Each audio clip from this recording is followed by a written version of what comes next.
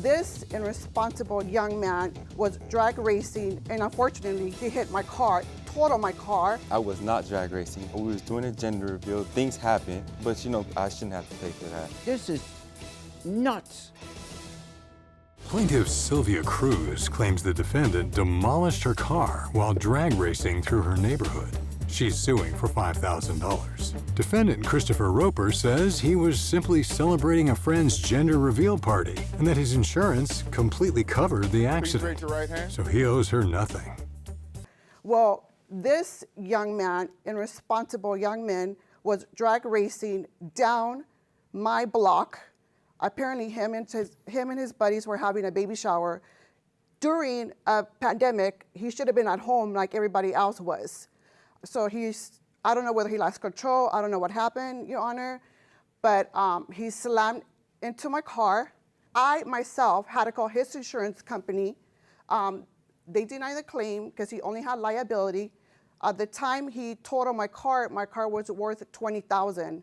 Okay, so You were drag racing down this residential street? Your Honor, yeah. I was not drag racing. Okay, so what happened wasn't my first time doing this. It was called, we was doing a gender reveal. Basically, it's a rolling burnout. Basically, you put smoke bags under the tire, and then you do a burnout, and it gives out the color of whatever the gender is going to be for the baby shower. It wasn't my first time, but you know, things happen. I lost control. Yes, I. Okay, let me just so because I'm of a different generation. Let me just understand. This is called a gender reveal event. Yeah, it's a gender reveal event. Okay. Yeah. I don't see why your insurance totaled the car because my dad's a mechanic and he has an auto body. I inspected the damage. I looked at the damage. That car was not totaled because I know how you total a car. Basically, if the damage is more, I think 50% of the car, like more than 50% of the car is worth, then they consider totaling. I did not have liability because you cannot have liability when you finance a car. I had full coverage, which covers my car, and they said they'll cover her car. They fixed my car. My car was about around $8,000 in damages. I had a $2,000 deductible. So they fixed my car. Other thing is, Your Honor, I don't know why I'm getting sued for tires. If you bought the tires before the incident, that had nothing to do with me. I just had bought brand new tires. You can see that Exhibit I. The tires cost $500, Your Honor.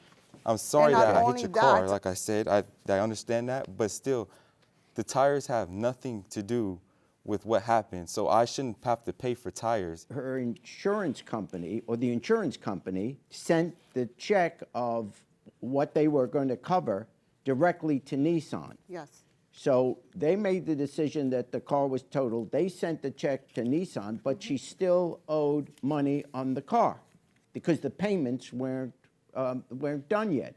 So basically, she would still have to be making payments on a car that she doesn't have anymore, that she can't drive. And surely you can see that's not her fault. She's sitting in her home. She has a right to believe that when she parks her car legally on the street, that someone's not going to come at some kind of party, twirling around in the car, doing whatever, for whatever great cause it was, and it's cute, but you destroyed the car or the use of the car. The insurance company doesn't rule here. I have a person coming to me and saying, regardless of insurance, I'm without a car. I didn't do anything wrong. You know, imagine if it had been reversed. Imagine if someone had done that to your car. Now suddenly you're a year without a car and you've got out-of-pocket expenses and the insurance company will only pay this much, maybe not everything. You know, so that's why she's coming to court. You're not a criminal. You didn't, you know, you're not a bad person. I think you made a bad judgment. Part of that comes with being 20 years old. Yeah, but, that's you know, true. And you probably won't be doing that again. You have asked for $3,000, which is the money that you're going to put, or you put to purchasing another car. The tires, $1,000 in lost wages, and the deductible. Yes, here's sir. Here's what I'm deciding. Okay. The $3,000 on the damages, I think clearly that's valid.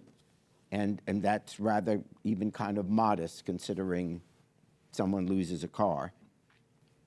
And the deductible, the $500 deductible that you have to pay out of pocket, that you shouldn't be punished because you didn't do anything wrong. So that's $3,500 I see.